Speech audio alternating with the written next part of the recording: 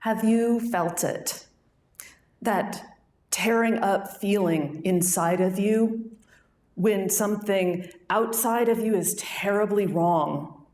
People are hurting, crying out, dying. There's a push and a pull to that internal feeling. And you might think, maybe there's too many people. Maybe I can't help. Maybe I should save my breath.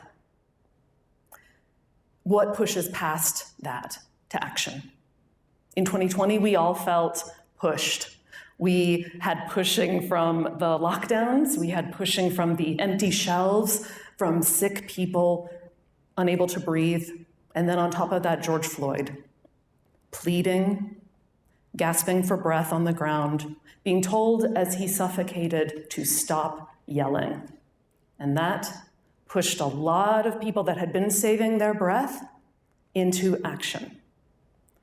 And as my research team and I understood, a single story, a simple story, is dangerous. It leaves too much to float away.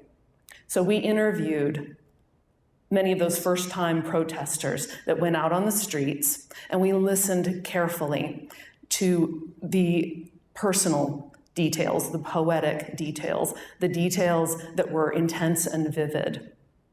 And I, for my thesis, have gone a step further with the process of poetic inquiry, which takes the art and craft of poetry and uses it with the research data to reanimate the research themes. And it uses poetry to re-embody those emotional moments and to represent the meanings in the protesters' testimonies. So I think research poetry makes a lot of sense for this because poetry is about breath, and it weaves back together ideas that might have been torn apart.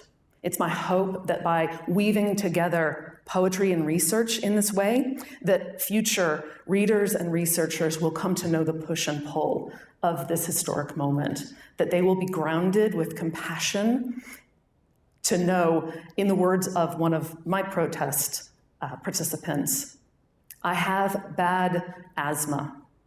I called for my mother many times as I could not breathe. As bad as it is, I don't want to forget that feeling. As bad as it is, I need it to change. Thank you.